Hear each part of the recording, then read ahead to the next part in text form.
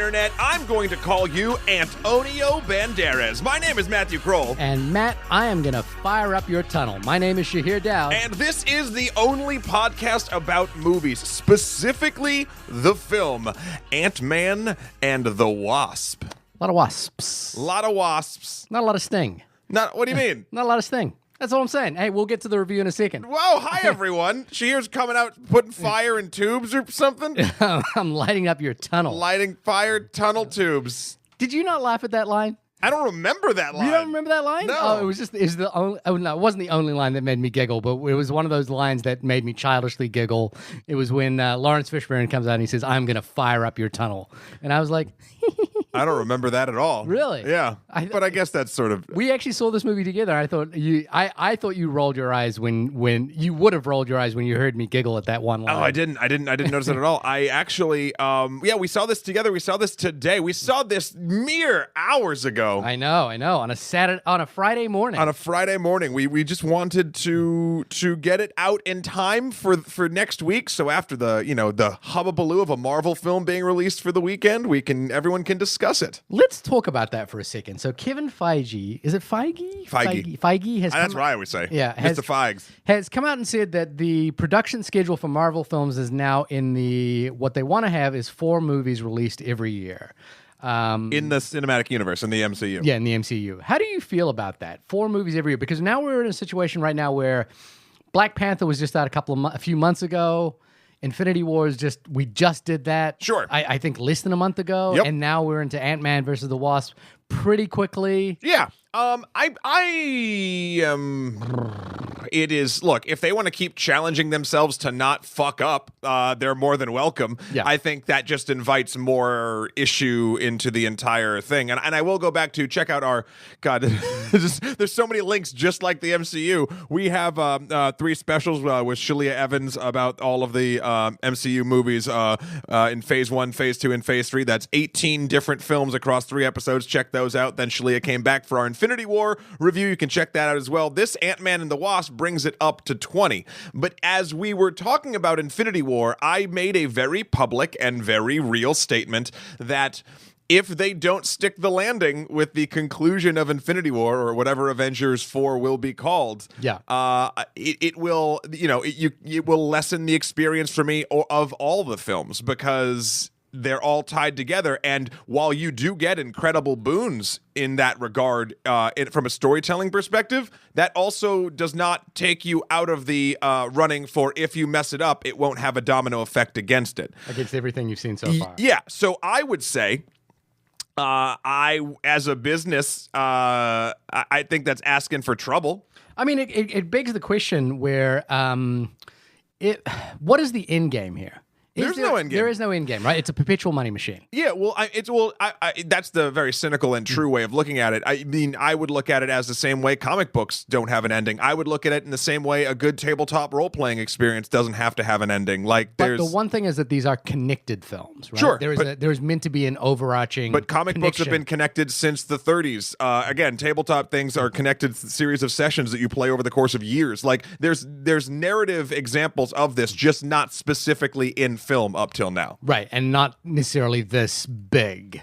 And that's something we're going to talk about when we get into the movie. Not something that is this culturally, like the connectivity. It's not only the characters and what's going on, but the connectivity is culturally.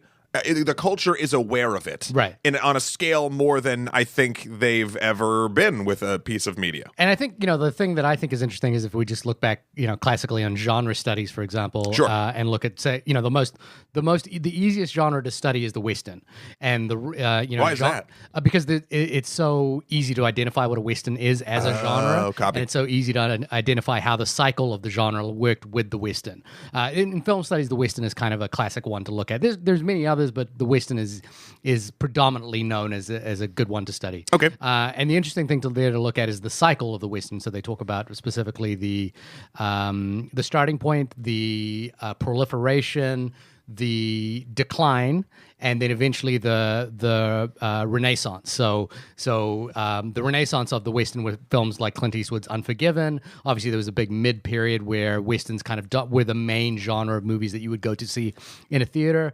And it would be interesting to see how that plays out with the Marvel Cinematic Universe. The Sure. thing that's different here is that there's one studio producing all of these, which is wasn't the case with the Western. And it's not necessarily the case with this either, because there are other studios producing things, but not in the way that the Westerns was. And I guess you could say that's the way that Warner Brothers used to do it as well. Sure. It's a different studio system. By the way, please say Renaissance again. Renaissance? But no, say it the way you said it. I liked it better. Renaissance. Renaissance. Yeah. Like Renee's Sans. Renee Zellweger Sans. Yeah, it's strange. You know, the more things change, the more they stay the same. The studio system changing into being, going from studios having their specific people they work with, like actors, directors, everything, and sort of everything being insular, broke apart a little bit, and then sort of people, talent became a little more free agent. That's not to say all across the board, but now. In that free agency, the free agent, the free market has also sort of conglomerated itself back into this other one studio. Yeah. And everyone sort of, sweeps through it and becomes part of the family because it's all connected. Yeah. I'm curious how it plays out in terms of I guess the thing is that we've got an overarching narrative that's playing out with Avengers Infinity War in particular, and how 4 movies a year is going to what that's going to do to that. I guess I wonder is there going to be a narrative breaking point where we go, okay, we've done the Avengers story now, we're done with that, moving on, and here are our next stories. And what does that mean? What does the world look like post Avengers? Do we have to have films that are connected to that universe?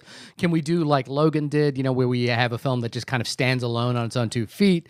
Can we do for example, an Iron Man story that features Robert Downey Jr. but doesn't in any way connect to the Avengers stories? Right. I don't think that's going to happen with Marvel. However, DC, in its infinite flailing, is basically, I don't know if you've heard about this, releasing up to 3 different Joker films. Yeah, I've seen 2 or 3 are in production. Yeah, right? And the interesting thing about that is, I'm hoping they don't need to brand it like this, but something that both Marvel and DC have done in the comic books is Marvel has What Ifs and DC has Elseverse, something like that, where it can tell stories, but it's labeled straight up top this is something that is not connected. This is a sort of a side shoot of if something happened.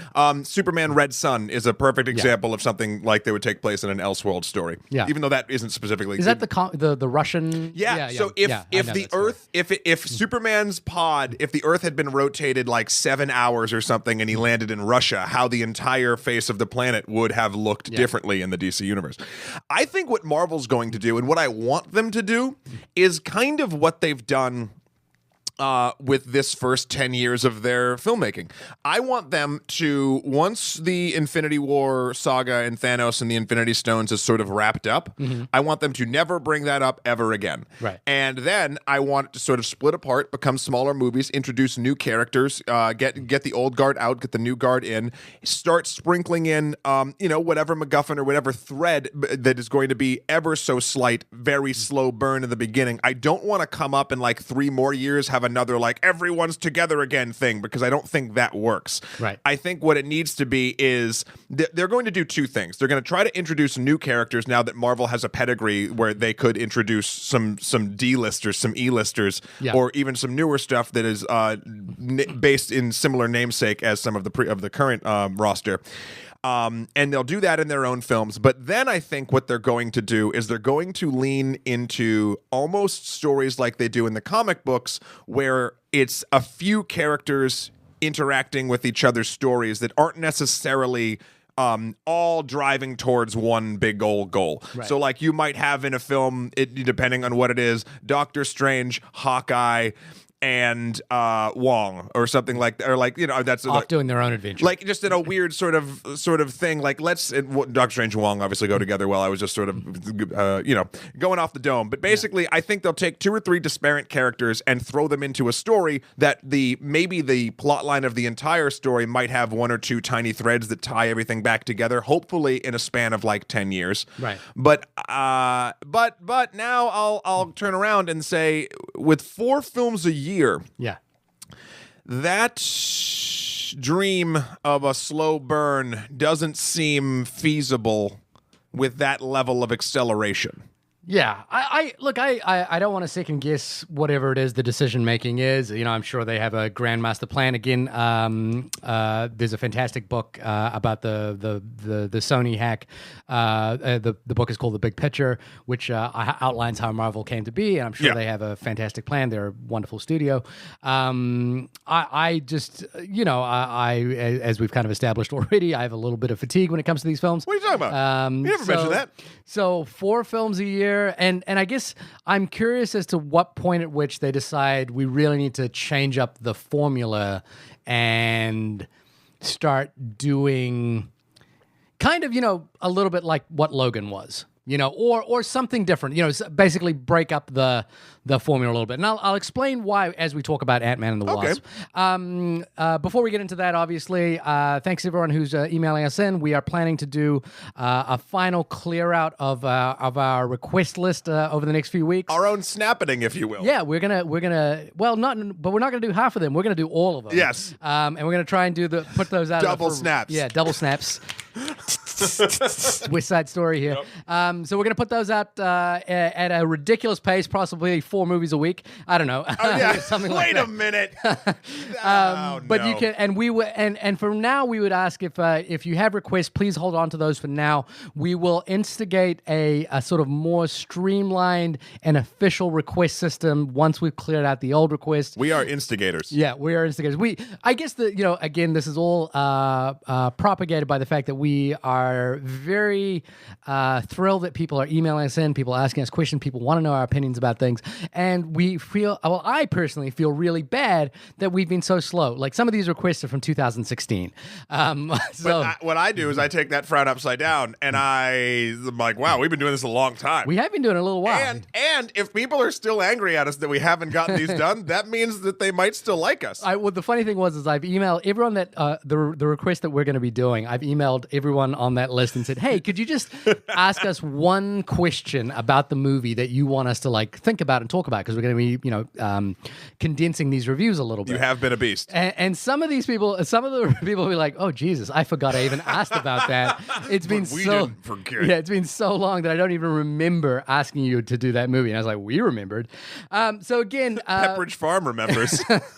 No requests at this time, please. We're gonna close the train doors on requests, but you can still email us in your questions about current films, any questions that you have about any particular issue that you would like us to discuss in some respects at onlymoviepodcast@gmail.com, or hit us up on Twitter at onlymoviepod. Couple of interesting discussions this week. Yes. One, I have never seen a Purge movie, and there is a Purge movie coming out this week. I was going to say, and it's getting good reviews. It's getting great reviews. Like I love the fact that a completely wasted. The first film is kind of a waste of the premise, in my opinion. Yeah.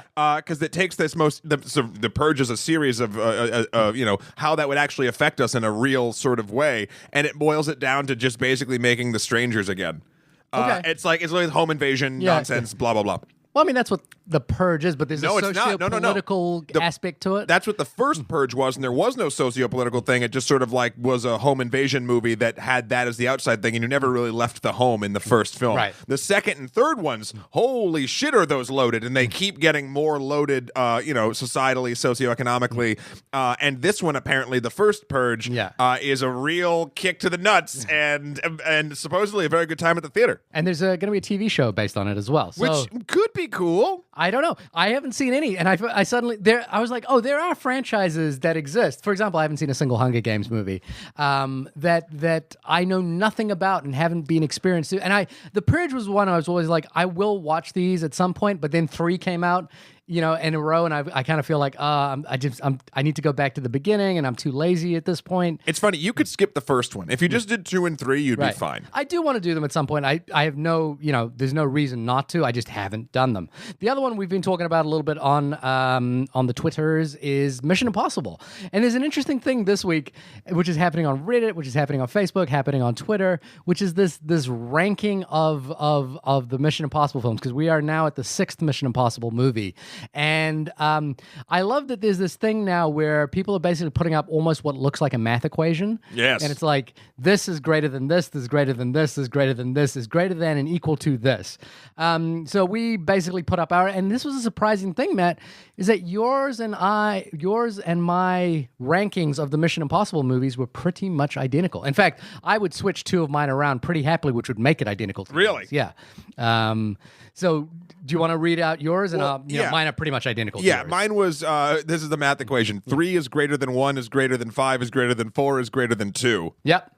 And that's pretty much mine. I just switched 4 and 5 around, but the only reason I switched 4 and 5 around is that those two are interchangeable to me. I do think 5 felt to me, and again, to be honest, I can't tell you the actual plots of either of them, but Right. for whatever reason, I remember when I watched the last one I watched, I was like, this has grown with the times. I remember 4 came out, and I was like, this feels like 6 years ago. Right. Okay. 5 felt like it was a current film. 4 felt like it was living in sort of a bit of the past, or maybe it was an older script that they didn't update. I don't know what it was. Either way, I can't remember the plots of either of them. I can definitely remember the plot of 3.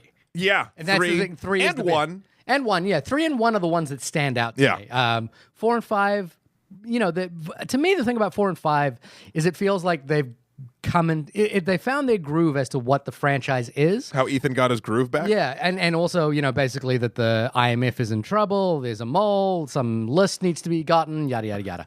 But 4 and 5 feel more like a product. You know what I mean? Less than a movie, more of a product. It's like, Tom Cruise is going to do some crazy stunt where someone's going to get in trouble. It's weird. And I'm kind of like slightly less interested in them now. I'm not that excited for Fallout. Here's the deal. I never think about Mission Impossible Fallout until I see the trailer in every other movie I go to. And every time, and I'm not even sick of it. Right. And I get sick of trailers fast. Every time I see the trailer, I'm like, I'm psyched for that movie. But it doesn't stick. That's the weird part. Like, it's almost, and maybe that's working in its favor in an odd way, because it's the perfect level of realization hype, if that makes sense. I'm not like waiting for it and then I'll be disappointed, and it's not so far off my radar that I won't see it, and it's not bombarded at my face so much where I'm like, oh, I'm so sick of this. It's like this nice little like, boop, right. boop. It's like keeping my like interest in the lifeblood of it going. Because the trailer, in my opinion, and I can't wait for you to see the film show here so you can watch the trailer. Yeah. I think it's trailer 2 is very good. Right. It shows you a lot of the action sequences, but never shows you how they rectify. Okay. And I don't quite know what the hell is going on. Like, I still don't know if Henry Cavill is with or against Tom Cruise. Like, okay. I'm not quite sure. Like, because they've cut it different ways, and there's fight scenes where I'm like, they're fighting and they're not, and they're fighting. What is happening? Like, I don't know the sides. Okay. And bonus points again for Fallout for being the film that made Warner Brothers pay $1 million to digitally remove Henry Cavill's mustache from the 70% of reshoots for Superman and Justice League. That's just hilarious. It's so petty. It's so petty. It's amazing. It's so good. People with a lot of money have a lot of things to spend it on. Yeah. Just a little fun thing. This has got nothing to do with us, but Ryan Johnson and Christopher McQuarrie are having a lot of fun on Twitter right now. Not a lot of fun, but there's a big conversation going on about toxic fandom, I guess would be the conversation around The Last Jedi. On the internet? Yeah, on the internet. Obviously, who's the actress who kind of left Twitter? Which one? She was from The Last Jedi. I can't remember her name. Played Rose. Yeah, played Rose, who left Twitter. And obviously that conversation has spawned out. There's a great article by Film Crit Hulk about why Star Wars matters and why people want to engage in that conversation. Kelly Marie Tran. Okay. I think it's an interesting conversation. I have very little stake in it, but I recognize that there is a problem here. I guess the thing is, for me personally, is I'm not one of those people that, like, if I don't like a movie, I'm going to get angry at the people that made it. But there are obviously a lot of people that do, and that is toxic fandom, and that is really problematic. And I feel bad for our industry to have that be a core issue, but it is. Well, okay. Here's some things, and it's a bunch of moving pieces, but the industry is not at fault for this as well. Now, people are assholes, and the internet makes them the anonymity of the internet makes them more so. Right. But you start, you take a thing. Again, I've gone back to the Star Wars thing because it was never designed to sort of be this thing that gets like 2 films a year or whatever they're doing with it. Yeah. You're going to get into, and what I hope Marvel doesn't get into, is a thing of where like they're all not going to be fan pleasers or whoever, and then the toxicity comes out sort of involved in that. So like it's partially a business model thing, but also the toxicity behind it comes from a place that I don't think I've ever been in, and I don't plan on ever going, which is this idea that we own the franchise that we love, like a fan base owns it. Yeah. That's not true for any piece of media. Yeah. I will never, like, if say Infinity War or Avengers 4 is garbage and I'm real mad at it, like I'll be pissed, like because of the time I spent. But that's more of it's still, I would never be like, they owe the fans a recut or the Snyder cut or we need a new ending for Mass Effect 3. Like all this stuff that's just sort of like, thinking that an audience is deserving of a thing that even a small vocal minority wants is silly and stupid and childish and not the way the world or any bit of entertainment should work. I mean, you want to make something that absolutely plays to your interests? Well, do it. This is I think probably where the argument started. Is there is an online petition to remake The Last Jedi, which Ryan Johnson gleefully tweeted, "Oh please, I want to see this." And somebody is trying to raise a ridiculous amount of money to redo The Last Jedi. Do people understand how anything works? No, I don't think they do. So I don't really. It doesn't.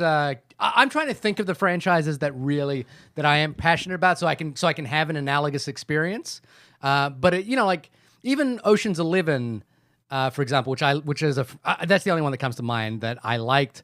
I didn't need to see an Ocean's 12, but it doesn't bother me that there was an Ocean's 8. Yeah, it doesn't bother me that it exists. I'm trying to think of something that I'm super passionate about that I would be mad at, but I can't think of something that I would get, like where I would be tweeting my vitriol at the people that made it. I think there's also a bit going on of just temperature of the internet right now, and rage is all the rage. So like that people are looking to get mad at something. Can you imagine 30 years ago or 25 years ago? I know, like, I can because I was alive. I know, but think about it. Remember when like liking Star Wars wasn't cool?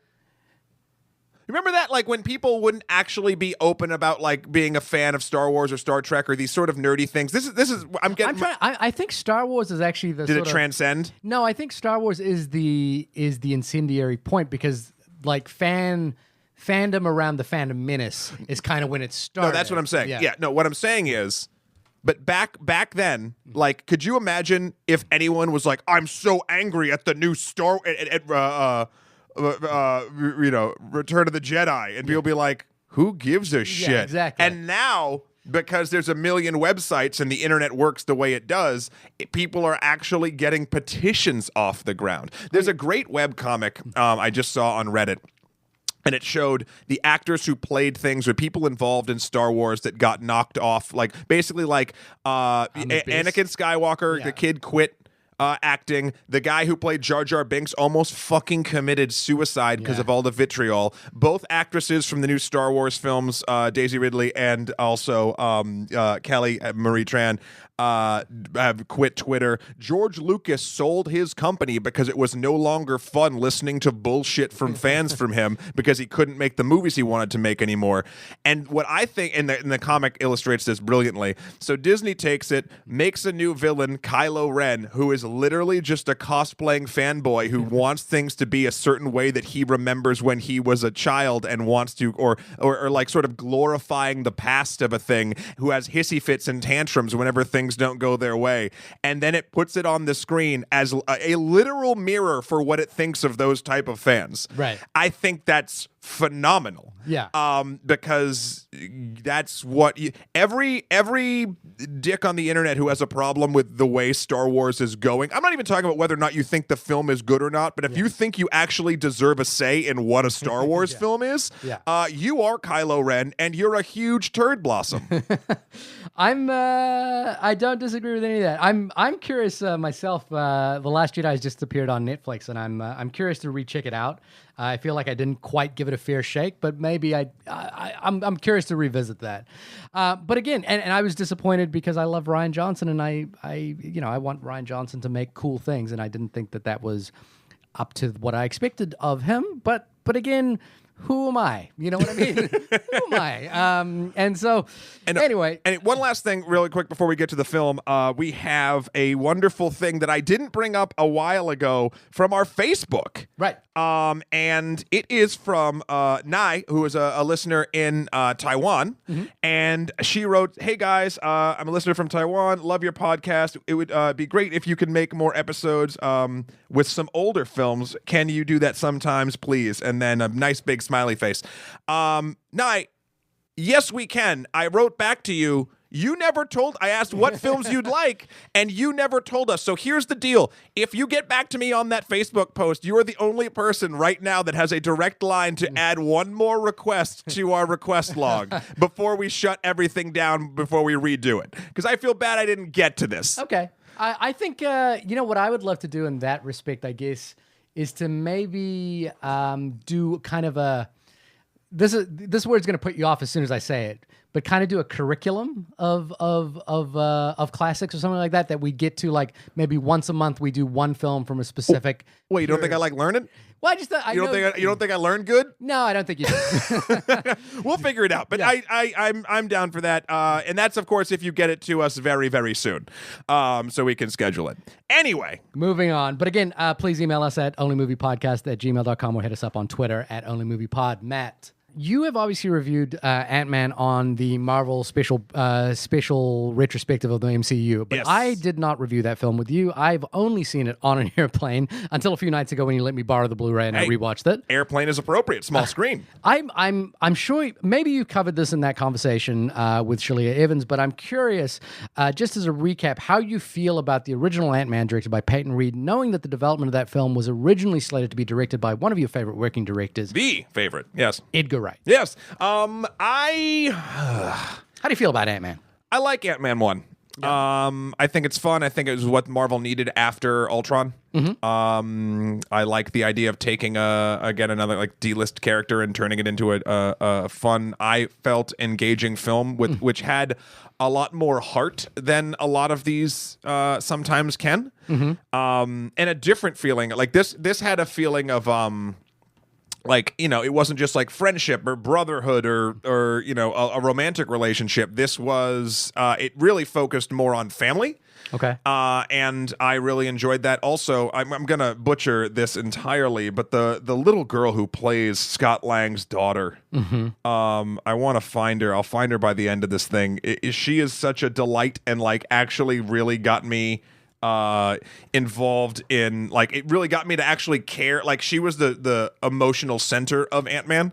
I do think that the age-old statement of Marvel has a villain's problem. I don't agree with that statement, but Ant-Man has a villain's problem. It's awful. It's stupid. It's hackney. And I think it's the script's fault, not necessarily the actor, though I haven't seen the actor who played the Yellow Jacket. He's in House of Cards. Yeah, he's in House of Cards. He's in a lot of stuff that he's good in, but I've never seen him in an over-the-top role, and maybe that was it, or maybe he was directed that way. I don't know. As far as the direction is concerned, I am sad that Edgar Wright could not make the version of his film that he wanted to make. Mm-hmm. But granted, I think much like your opinion on a lot of directors that sort of take mainstream gigs, Rian Johnson, for instance, etc. I'm glad that Edgar Wright, even though it was a battle and it was not comfortable for him, I'm glad he got out. And he wasn't forced to make a film that he didn't want to make, if that makes sense. He was forced out of the job, but he didn't have to release a film that he was not happy with, a la a Joss Whedon with Age of Ultron. Okay. So he got out a little bit, and this was sort of in the end of Phase 2, when I feel like Marvel as a whole was solidifying exactly how much range it gave its directors. Mm-hmm. I think initially they kind of had their playbook and they stuck to it, and then they started to go like they started letting people do whatever they wanted, and then they didn't like that. And then as far as Phase 3 is concerned, we've now seen people come in. Obviously, with the various films in Phase 3 that have been hits, doing their own thing just enough. So, like, they've evened out the sort of, like, amount of overlord hand-holding that Marvel and the Big Mouse will do. Yeah. So, and I like Peyton Reed. I think he's a solid director. I think he took a problematic film. Again, I'm starting to really respect directors that come in to a train wreck and put out something that may not be the greatest thing ever, but is a solid and good entry in a thing.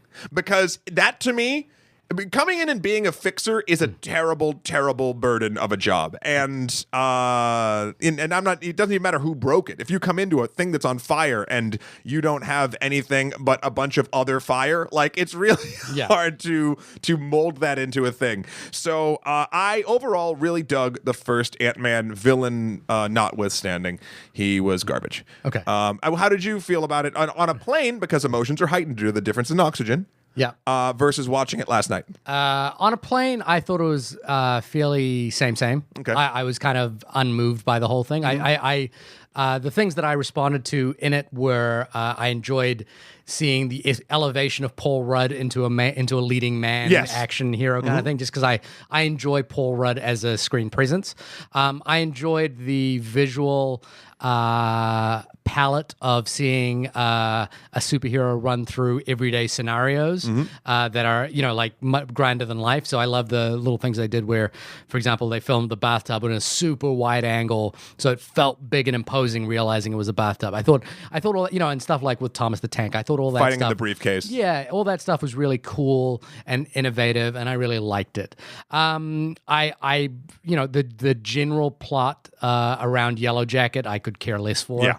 I found the emotional weight of his daughter to be kind of an afterthought in the film. Oh, really? And it felt insincere to me. Like, nothing to do with the performer, nothing to do with the writing. I felt like it was just a kind of a character motivation that they had written in, without it really feeling like it had any weight. And I'll give you an example of when I was watching it. Like, it's this thing that first Ant-Man has in particular, where everyone talks about, how much his daughter matters to him. But the first 3 scenes we see of him after leaving prison are of getting a job, of getting fired, and then visiting his daughter. And I was like, oh, and it got to this point where, for example, at the end, where his final action is based upon his love for his daughter, he suddenly makes this choice. I was like, oh, yeah, his daughter exists in this movie. That's right. Yeah, she's a thing, and that's the reason why he's doing what he's doing. I just found it's not that it's wrong. I felt it was a little insincere, and I didn't really believe it. Well, I disagree. It's just opinions. Yeah, difference of opinion there. Yeah. But I did enjoy the visual patois, if you will. Whoa. And I liked, I like seeing Paul Rudd. I didn't think it was ultimately a little forgettable for me. But the other thing was I like Peyton Reed as a director for 2 films. One is for Bring It On, which I think is way better than it should be, and the other is Down with Love, which I think kind of demonstrated a little bit of the sort of Edgar Wright formal innovation that I think was probably the reason why he got chosen to come in and pick up where Edgar Wright left off. Right. I think he's obviously he doesn't have the cultural grasp that Edgar Wright has in terms of, like, popular culture. We understand Edgar Wright to be a certain kind of director. Peyton Reed is not a name that we are necessarily attracted to.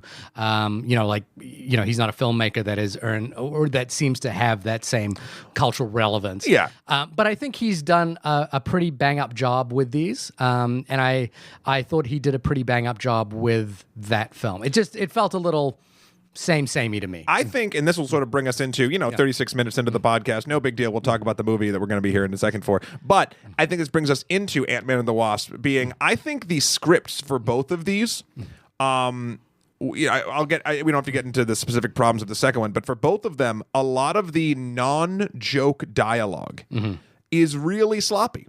Yeah, it's very like, this is what I want, this is what I'm about. Exactly. But what saves me, especially in the first one and this one to a point, depending, is the performance of the actor and possibly the director sort of putting the script through its paces. It's almost like it's running this script harder than it should be run. And granted, would it be better if I thought the actual individual character dialogue was more natural? 100%. Yeah. But the performances, again, by his daughter, by him when interacting with his daughter, even the amount of weight given to sort of, in the first film I'm talking about, not this one, the family, the daughter's mother and the new husband who's the cop, I feel like it gave it enough weight to give me, it was more than just a driving force for him, it was a driving force for the film. This one, that side of the family is treated a little bit more like sitcom-y and jokey, which is fine, because this movie, Ant-Man and the Wasp, is the busiest Marvel film.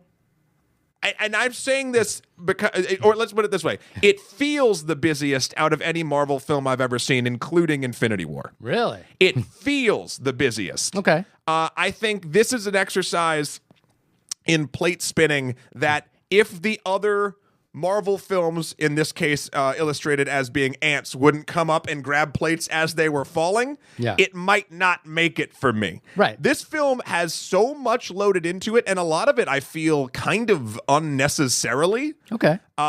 It teeters for me on just being like, wait, why is that? Okay. And then something cool happens and you don't quite care anymore, because you realize, especially with the way the dialogue is written, again, that is not joke dialogue, that's not where anyone in this film is focusing. They're focusing on the visuals, they're focusing on the gags, and then they're focusing on the action.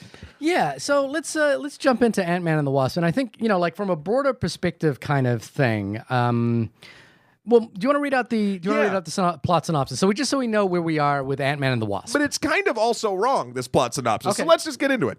As Scott Lang balances being both a superhero and a father, Hope Van Dyne and Dr. Hank Pym present an urgent new mission that finds the Ant-Man fighting alongside the Wasp to uncover secrets from their past. Yeah, not quite accurate. That's not accurate kind of at all. Yeah, but neither here nor there. I think I want to talk really briefly about summertime fun movies. I want to talk about summertime fun because I did enjoy seeing this movie. And unlike, say, Deadpool 2, which I just kind of felt problematic all the way through, and a film I didn't really enjoy, I actually enjoyed watching this movie. I felt it was this is going to sound like a backhanded compliment, but that's not what I mean by that, because I did enjoy the experience of watching the film. Okay. Is that it's inoffensive. By inoffensive, I mean that Deadpool 2, I think, treads into territory that is problematic. It treads into territory where it's like punching above its weight and missing. And Ant-Man 2 doesn't do that. Ant-Man 2 kind of... Ant-Man and the Wasp. Ant-Man and the Wasp.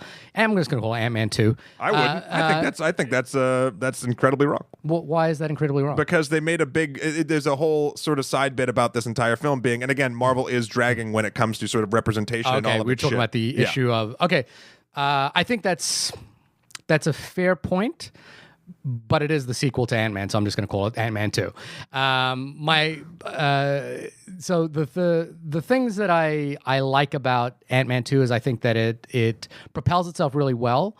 I think in terms of the plate spinning that you mentioned, I think it does a really good job of throwing in three concurrent action sequences together that interplay with each other really well. And I think that's a hard thing to do. The last time I can think of a couple of films doing that, and this is one of the only ones that come to mind, is The Mummy, for example, the original The Mummy, not the Tom Cruise one. Oh, okay, I was going to say, because I was like, ooh. I haven't seen the Tom Cruise one.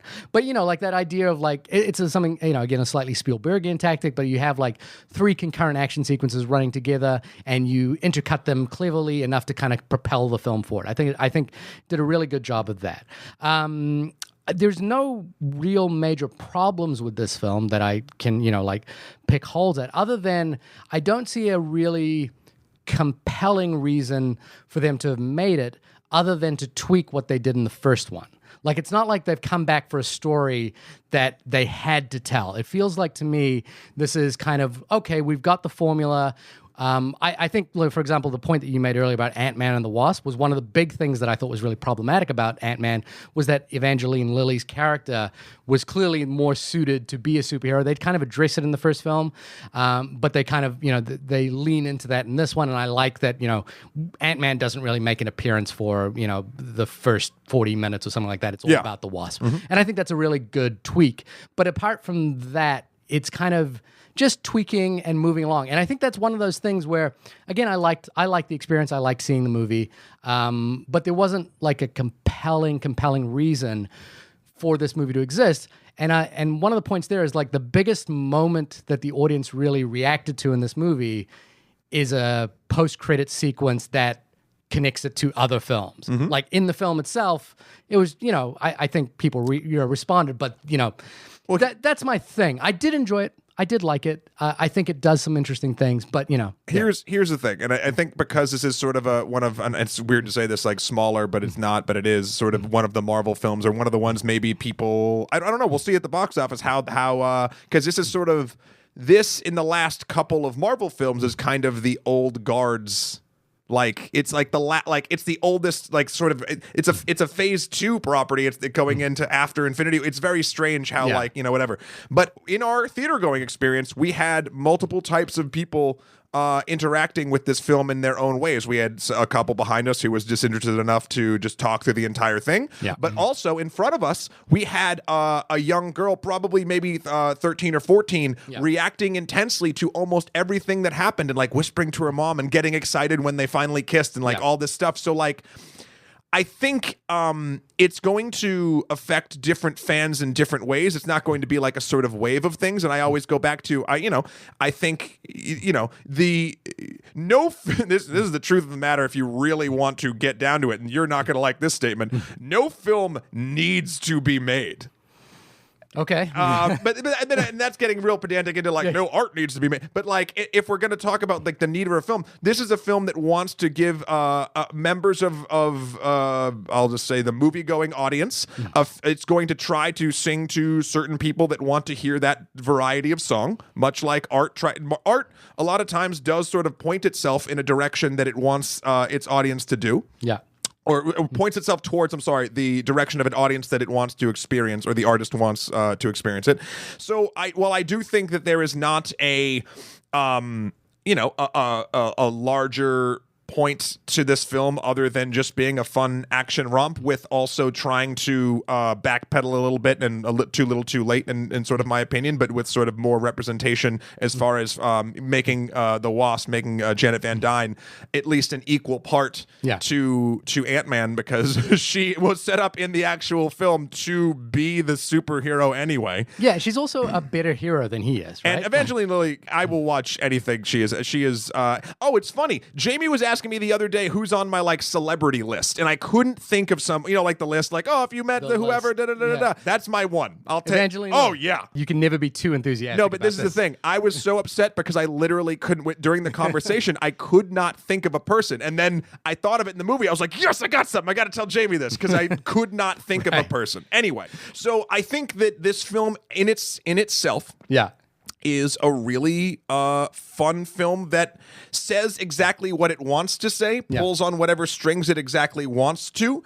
and then doesn't try to reach for anything higher, which again, as everyone knows, is totally fine for me. Where I do think it faults, where you say it feels okay, this is interesting, where you feel it feels okay, sort of like all of its stuff sort of balanced together, I thought you could cut out easily at least 1 to 2 of the villain arcs and call it a day. Like, you don't need that shit. It just felt overly complicated for complication's sake, and there was a point in the third act near the beginning when a bunch of stuff was going down. There's a conversation between Ghost and Lawrence Fishburne and the random criminal, and I'm just like, what? And not only was it structurally sloppy, the dialogue did the thing, which I've called out a million times in action film, is when everyone says their name. So if Shahir, I'm talking to you about this, don't listen over here, Gibson, but Shahir, by the way. And it's like, people don't talk like that. And every time that happens, especially when you're throwing around a lot of pseudoscience around it, side note, I love that, minor spoiler, Scott Lang calls out, do you guys just throw quantum in front of everything in a line?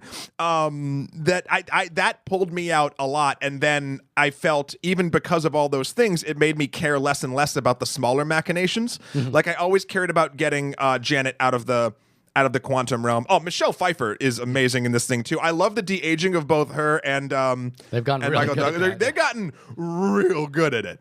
And yeah, I don't know. I thought it was super fun and exactly the type of fun it was supposed to be. Okay, so you're absolutely right, and again, this is probably because I've just seen it, but let's put a clarifying point on what I just said. I think the plate spinning towards the end of the film when 3 action sequences are running concurrently, I think was handled really well. Okay. But I agree with you. There are essentially 2 villains and a goal that they're going for here. The Walter Goggins character plus Ghost, and then a goal which is to get into the quantum zone. The Walter Goggins character, is it Walter Goggins is the name of the actor? I believe his name. I believe so. Yeah, doesn't it's unnecessary. It's basically a side story that, could have been cut out. Yes, 100%. The Ghost story has some of the worst exposition I've heard in a long. It's underrepresented. Well, there's a moment where they basically explain Ghost backstory, and the movie just comes to a thundering halt as we hear it, and boy, is it boring. It's funny because so Ghost in the comic books is nothing like that. Actually, Ghost is a basically almost a discredited scientist who Tony Stark basically beat at tech back in the day, and who has a hard on for all things sort of just like he hates corporations it's a woman and whatever. In the book. No, it's a man. Oh, it's a man in the book. Okay. And he has a problem for all things corporations. He's basically a saboteur. Right. And I don't think that story is more or less interesting than this story, but that story has been fleshed out at least enough in the books where I was like, I get this. This makes sense. This was sort of like while the effect was awesome, I loved seeing, because you kind of saw the way Ghost phased through things. Yeah. It was almost like you're seeing the various possibilities or different realities that her action would be moving through. So you saw her scream or step to the left or do whatever, and that's awesome. But it didn't quite make sense. They did the sort of S.H.I.E.L.D. hand wave with and then they made her weapon. But then they're gone, so weapon's gone. You're like, I guess that makes sense. Also, the way that her story resolves, in relation to Hank Pym's wife, Michelle Pfeiffer's character, seems like a kind of a hand wave. There's they mention it, but it feels like a complete hand wave to me. A lot of times in this film, I found myself just being like, this is ridiculous. And then it'd do something fun where I would remind me oh, wait, no, this is ridiculous. Exactly. I think that's the tonal shift of the word ridiculous that kind of gets you through it. And I think that's the thing where I responded to this a little more than I did for Deadpool. Right. Because Deadpool has that kind of wink to the camera, we know what we're doing kind of thing. Whereas this is this is just silly. Look, here's a giant piece container blown up to 1,000 feet. Have at it. It feels a little cartoonish, and it's kind of it's fun on that level. Yeah. The chase sequences around Ant-Man and trying to get things and buildings being shrunk. They don't make a lot of sense. Particle physics doesn't work that way, but who cares? Pym particles do. Yeah, exactly. And but they kind of work within the reality of this film enough to kind of let you have fun with the concept. So you said something before where you thought Michelle Pfeiffer was fantastic in this film. I think Michelle Pfeiffer is a great actress. And I think she's gotten better as she's gotten older as well. She's in a fantastic HBO movie about the guy who was accused on Wall Street and played by Robert De Niro. And I've gone blank on his name. There's a podcast about him. I feel like that's my. I don't know what you're talking about, so I'm right there with Bernie you. Bernie Sanders. Bernie Madoff. Oh, Bernie Madoff. Yeah. They're the same. Yeah. I feel like she wasn't in this movie very much. I really liked her first scene with her daughter, which I thought was really fun and human, and I felt very sincere. And then she kind of disappears from the movie and just appears at the end, and except for sort of a little bit of body metamorphosis. She appears literally as a raid-ready character in Destiny. Her outfit, she has a cloak and she turned one of her wasp wings into a scythe. And I get it, she's been stuck in this place forever. But it doesn't make it's where did you get that cloak in the quantum zone? Where did you get that cloak in the quantum zone? It was how are you living in the quantum zone? What have you been eaten in the quantum zone? And there's a lot of pseudoscience that doesn't tie together, but then we see an ant doing a drum set and we don't care anymore. Exactly. That's the thing. There is a there is a cartoon level to this where Yeah. you have to just kind of accept things the way they are. Yeah. So that's fine. And she pops up back at the end of the film. Somehow magically has quantum powers which can save Ghost. I don't know. Sure. The one thing about Ghost that I actually did like this. I like this idea with Ghost where she's not a villain in the traditional sense in so much as we see that she is actually dealing with a major problem in her life, and so she's just trying to solve this problem by any means that she can. She kind of hates Hank Pym because she thinks that effectively he had something to do with the accident that killed her parents. Right. I kind of like that I can get behind more than Yellow Jacket. Yellow Jacket just had this sort of cartoonish villainous, which was like silly. You know what I mean? I'm not your favorite non-son. And it's like, oh, shut the hell up, Yellow Jacket. Like this, at least, like even in a cartoony way, I can relate to not like Hank Pym is a great character in both of these films because he's both likable and not likable, and that's totally Michael Douglas and the direction I think as well. Like the script paints Hank Pym as a huge dick, and he is, but then Michael Douglas has a way of pulling it around that sort of gets you that 50-50 vibe where like, yeah, you can like Hank Pym is kind of he's like Tony Stark without the charm, but he has a little bit of warmth behind him. Like it's just interesting. Yeah. So I think there are things that don't work and things that do work in this film. It's a little long in the tooth, but it's still like overall it's enjoyable and kind of puts it in the realm I think that Marvel has been doing recently. I think the most successful one of this is Thor Ragnarok, and there's a specific reason why that is, and I think that's because Thor Ragnarok does something surprising with that character which we hadn't seen in almost every iteration of it. So that's why it worked. But their new the new sort of batting order when it comes to I guess younger, less relevant heroes in the Avengers world is to make them comedies, and that's Spider-Man, Thor Ragnarok, and Ant-Man. They feel like that's the genre we're going to play in with these characters, and it works. And I really liked too, just sort of getting back into this being part of the shared universe. I think this did exactly the right amount of shared world stuff that it needed to do. We see Scott Lang. The last time we saw Scott Lang was at the end of Civil War, right after he gets arrested, and then they talk about here how he's under house arrest. They make it into a plot point that he has to be under house arrest because he got extradited from Germany and all that stuff.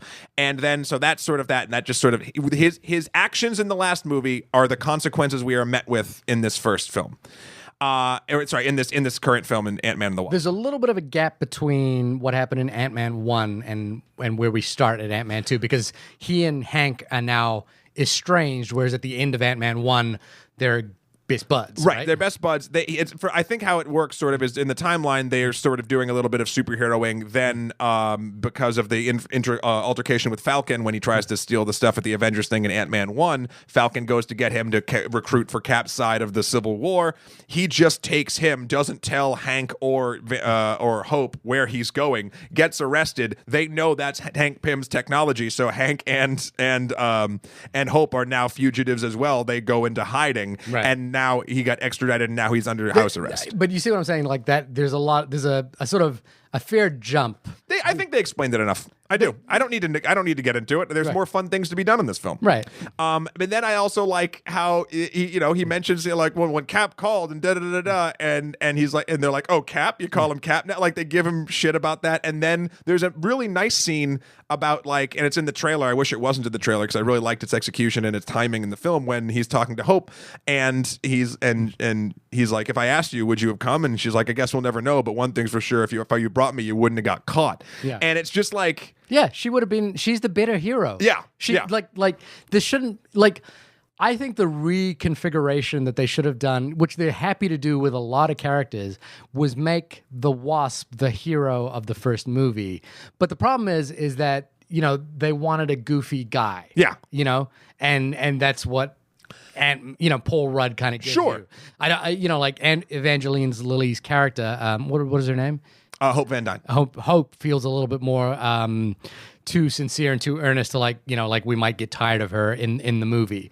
Maybe. I don't know. Maybe that's the thinking. Maybe in the first film when she had the silly wig. But this film, I feel like she kind of came into her, like she was comfortable doing what she was doing. Yeah, I think like later on, I kind of got that. I didn't get that from the first film. Like I was. That's like, what I'm saying. Yeah. I think the first film, she was a little bit more of an archetype, but I think structurally the writing around Hope's character in the first film is if they're going to go that route, a really good foil, because the film actively tells you she's the better choice. And the reason she's not chosen is because Hank doesn't want to risk his daughter. Right. And Scott is expendable. Then this film... It's such a strange thing to say he's expendable, though, because he's clearly not. But he was in... To Hank, he was a thief. Right. He doesn't give a shit. Like, and Hank is a dick. We have to remember that Hank has made, and this is something I'm glad they kept from the comic book, Hank Pym. Hank Pym is a bastard. Like what has he done that's so dickish? Just explain to me in the movies.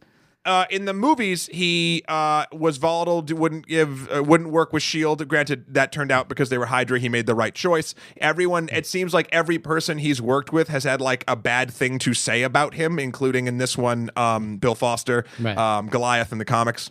Yeah. He's like a recluse. He like got rid of his company, but he didn't get rid of his company. He's got this whole like... He hasn't done any actions, though, in the movies that seem like when you say dick or... This is what I'm saying. This is what I'm saying. If he wanted to do this thing where he wanted to this heist at the end of Ant-Man 1, he doesn't want Hope to do it because he doesn't want to see his daughter go to jail. Does he care if a random ex-con who he tricked into breaking into his house goes to jail? Yeah. Probably not.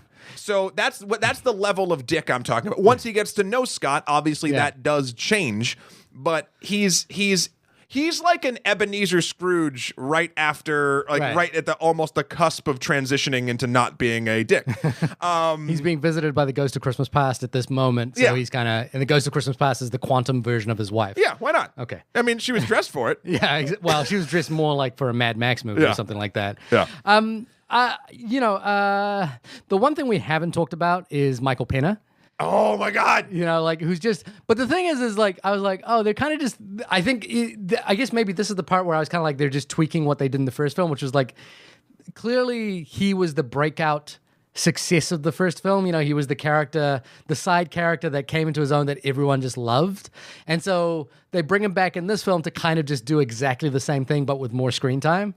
You know what I mean? And so I like it because I like him and I like him as an actor and I like what he did in the first one, but it is kind of like, let's do the same thing again. But they did a fun narrative thing with it. They only did his storytelling, which was just sort of a fun side trope, which felt like a leftover from an Edgar Wright thing. I'm not sure who came up with that. I don't know, but the way it felt like that, at least from a script structure. And they did it only once here. Now we're going to get into spoilers. We've been talking for a while, so now we're going to get into sort of a bit of I think we've talked spoilers. We've talked about coming out of the quantum zone already, right? I think people knew that was going to. That's not even... I think nothing we've discussed, honestly, is too much of a spoiler yet. Didn't we just reveal the ending?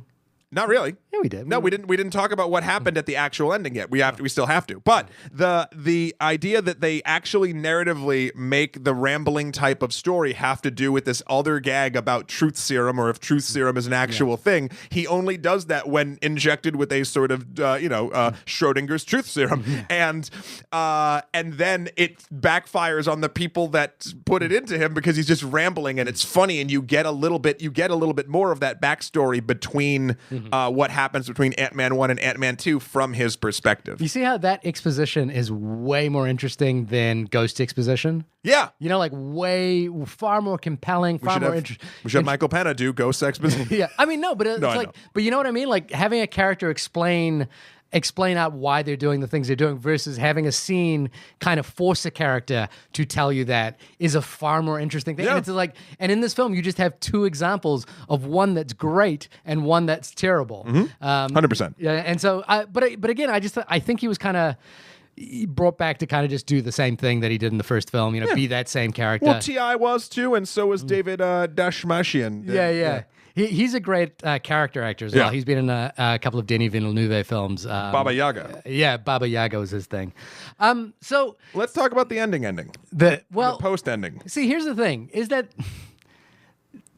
that to me is not the ending. That's the cherry on top to connect it to the rest of the film. Well, let's do this. We don't have to talk about the nice ending, because the nice ending before the actual first bit of the credits roll is a really nice, fun moment that I really enjoyed seeing from a character perspective. And I liked it, and it put a cherry on the movie, and I was happy with where the characters left off. Right. That's the regular ending. That's what I always call the ending of the film. The rest is kind of connective to the bigger universe. Mid-credit sequence, and this is spoiler town, spoiler town, spoiler town. Shut off the thing if you don't want to know this. Basically, to continue to help Ghost, Scott has to go back into the quantum realm and like use a little canteen to fill up quantum energy or whatever, MacGuffin that they need to get to help Ghost. He goes in. Both Janet, Hope, and Hank are outside, ready to bring him back. They do the countdown, and then we cut back to them on the rooftop where they're doing this, and they've all been snapping. They've all been dusted, and Scott is now stuck in the quantum realm. Now, when that happened in the theater, everyone erupted in a similar fashion to the way when things happened in Infinity War. And I think that's awesome, because again, I've said this point again and I will not harp on it, but the fact is, anyone with any sort of inkling to dig into how movies are made knows all these characters will be back. They know this is not permanent. But I had the same thing too. It does not matter, because it's an initial moment of emotional shock that you can then eventually rectify yourself being, it's not going to haunt you after you watch it, of course, but the moment it happens, it's that quick, like, Isn't it the equivalent of a jump scare? I think it probably plays on the same, if we're going into the primitive way of why we experience things, probably. Like the way it kind of works for me, it's slightly more complicated than this, but it's kind of like a jump scare in a horror movie where it turns out it was just a cat. It's an emotional shock. I don't think it's the cat thing. I think if you want to tie it to an actual jump scare of a ghost jumping out or something, it kind of does that, except it's something. It's a misdirection. It's not, because a jump scare is also, I guess, a misdirection based on how you move the camera and how the thing is going and whatnot. But like this is like when it happened, it was enough of a thing where I wasn't thinking about it, where I was like, oh shit. Because the question probably a lot of Marvel fans had going into this film is, where does this fit in? Are they going to ignore it? And I think they played it smart, not doing anything really with it until the end. And then you realize, oh, this was happening, like the whole movie probably happened a few weeks before. In some 3-day period. I guess with the snapping, as it relates to this, yes, I agree. There's a visceral thing when someone turns to ash. Like you're immediately like, oh my god. But knowing that Black Panther is coming back, that Spider-Man is coming back, all of that stuff, and knowing that the quantum, they mentioned time travel, or they mentioned time not working properly in the quantum zone. You realize that this is all going to play out. And I guess for me, the only thing about this is the longer they draw this out, the higher my expectation is that this has got to deliver on a big way. And the more you kind of like do this and be like, oh, we don't know how this is going to play out. I was like, it better play out freaking amazing, because if it doesn't, you are really trying my patience here. I 100% agree. But right now, because they can't miss a landing, they haven't tried to land yet. It works great for me. But again, like I said in the beginning of this podcast multiple times before, if they don't stick it, then a lot of the praise that I've given, a lot of this interconnectivity crumbles away. That's the cost. Floats into the air it'll be ashed away to nothing. That's the cost for doing this thought experiment. And I guess they really got to stick that landing, but it's the only thing there again, coming back to it as well, is I feel like that is a sort of a different equation to what the film actually is. The film itself, I think, is satisfying. It works. It stands on its own, really, for the most part. And the problem that we talked about with Deadpool, where like when we walked out of this screening, there were young girls in front of us, and I was kind of like, cool. I'm glad they got to see a movie with a female role model, female hero in it, and that because there's nothing other than Wonder Woman. And also there's nothing there's a cartoonish level of this film where the violence kind of feels fun and rightly fun. You know what I mean? Yeah. Yep. Whereas in Deadpool, we're decapitating people, we're shooting people with guns. I don't think there's probably guns drawn in this movie by security. Guns get fired, but nobody has like a gun. You know, like Hank Pym doesn't walk around with a gun. Ant-Man doesn't have a gun. They have a laser beam which shrinks and grows people. They have a blasters too, which I didn't know exactly. I think they were sort of like Stinger type things. Yeah, but it doesn't like, you know, there's a sort of a lack of malevolence. It's a Saturday morning cartoon. Yeah, exactly. Like, for example, when someone does pull a gun on on Ant-Man when he's like a giant, and he flicks it away, and it kind of like, bing. Yeah. And you know, like I thought that was so there when kids are walking out of this movie, I was like, I feel that this is an appropriate film to bring your kids. One of the most terrifying things was when Ghost put her hand through Hank Pym's neck, and the threat was she would materialize. Yeah. Like, that was disturbing to me. I was like, oh, no. But in a, you know, again, in a Saturday morning cartoon kind of way. But like, it didn't feel like she was about to decapitate him. But it did, but it rode the knife's edge well. It played the danger well in certain spots where it knows you can't do that. So, but it's going to, you know, do things that it knows it can do in the tone. You want to do final thought? Yeah, I think coming back to this, it kind of feels in the same ballpark as Spider-Man, Thor Ragnarok, you know, like where it's taking these characters, it's having fun with them, it's making them sort of playful, entertaining. If we were to compare it to those two, oddly, it's my least favorite of those three, but I don't think it's a bad time at the movies at all. In fact, I enjoyed myself at the movies. I enjoyed seeing it at the movies. I enjoyed the sort of scale of it. There are, you know, writing problems, as we've mentioned. There are character problems, as we mentioned. But as soon as the ball gets rolling down the proverbial San Francisco hill, so fun. You know, it's just a fun ride to be on. So I'm kind of like, you know, yeah, that's cool. And there's nothing like overtly problematic about it. I think it actually, you know, does improve upon the sincerity problem that I had with the first one. I think it actually works a lot better. The parallels between Hank and his wife and Ant-Man and the Wasp together, you know, like I see those parallels working. They feel concurrent. They feel real. They work. There's different family dynamics that span generations, and there's different relationships depending if you want to talk about Hank with Hope, you want to talk about Scott with Cassie. Like it's just works very, very well. Also, Cassie's name, Abby Ryder Forson. Yeah, so that was it before. Yeah. So I think it all works. It's a fun time at the movies. You know, no haterade from me on this. I think, you know, I think Peyton Reed does a really bang up job with these in terms of like putting them together. It is ultimately a little forgettable. You know, like, you know, you probably will forget it. But that's not a problematic thing. Like it doesn't really put a foot wrong other than those exposition scenes. So whether you forget it or not, that's not really a big problem. It's still a fun time at the movies. Yeah, I mean, I agree with most of that. I think I've already said I liked it a lot. I think it took what I liked about the first film and sort of upped it a little bit. It's no longer a heist film. It's just sort of like a funny action comedy. Yeah. I think the non-joke character writing is bad. Yeah. I think the structure of the film is good, though overloaded. I think the effects work. Effects at this point, it's so funny, in Marvel films in particular, have gotten so seamless in a lot of ways where I'm just sort of like, it doesn't even, like, the effects, if you took this in a vacuum and you hadn't seen a film like this before, like, it would be amazing. But now it's every day. Must be Tuesday. And I don't want that to, I guess that's an indictment of our current society and sort of what we've all been grown used to seeing. But I think it's also a compliment that they can take something so extraordinary as from growing and shrinking and make it look so seamless that we just buy it. Right.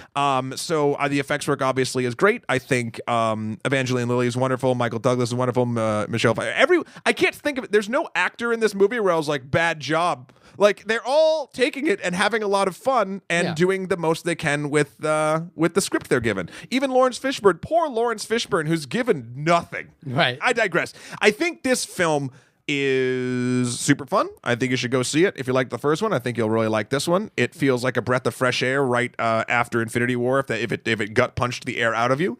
And its very ending ties it right back in and makes me excited to see what is coming next. It gives me hope that standalone smaller Marvel films can still exist after all of this nonsense. But we'll see. I guess my point to that is that I wish we were in a place now.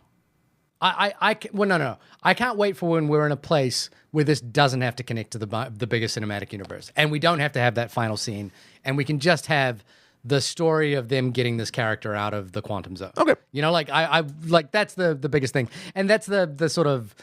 They're wondering about why there's no major need for this film other than we're just kind of going back on the roller coaster. It's a fun roller coaster ride, though. All right. Yeah. Fair enough. Well, this has been the only podcast about the film Ant-Man and the Wasp. Shahir, when you are not having fun, grow exponentially inside of you while watching a film of this ilk for a change, where can folks find you? That's not a change. That's just the quantum mechanics of my brain firing in any direction at any one time. You can find me on a website not made out of quantum computing at www.shahirdaud.com, SHAHIRDAUD. Matt, when you are taking the sting out of the wasp and putting it back into your soul, where can people find you? But that would kill the wasp, because once the stinger goes away, then is a wasp able to sting? Oh, maybe the wasp can just keep doing whatever. Yeah, when you can find me debating insect anatomy at MatthewKroll.com, MatthewKroll for my life and works. Also Skeletor, the number 4 PREZ on Instagram, or Emperor MSK on Twitter. Also, you can find me doing some ye old-fashioned video essays at the Extra Credits channel on YouTube. This actually one of my favorite projects, Shahir, that I've been working on since becoming showrunner of that channel, drops on the Saturday before this podcast drops. It is the first of a 5 or 6 part series on the 1918 flu pandemic. It's the Extra History series, and it is some of the darkest, most interesting stuff I've heard about, basically about plague history. Right. Please check that out. I'm so proud of the work. Robert Rath, the writer, Lillian Chan is the artist of the first 3, followed by Nick DeWitt will be doing the last 3. It is phenomenal and super interesting. So please check that out. It's my favorite thing I've done there so far. Do you walk around covering your mouth now for everywhere you go? I'm a little more paranoid about illness and the way God, it's so terrifying. Please give it. It'll be released weekly, but the first episode should be out now. Extra History at the Extra Credits YouTube channel. So thank you everyone for listening. We talked a long time. We did. Look at us. Yeah. And this room is hot and we don't even care. We've spent more time together than I think we have in the last month on this one day, right? Yeah, it's been fun. It's been fun. He brought me to a bakery where there was cheesy bread and it was delicious. That's great cheesy bread. All right, well, you'll hear us all next week, and until then, grow to whatever size you're comfortable with. Or shrink. Or shrink. Yeah. Do you. It's all everyone's accepting of that. See you next week. Bye.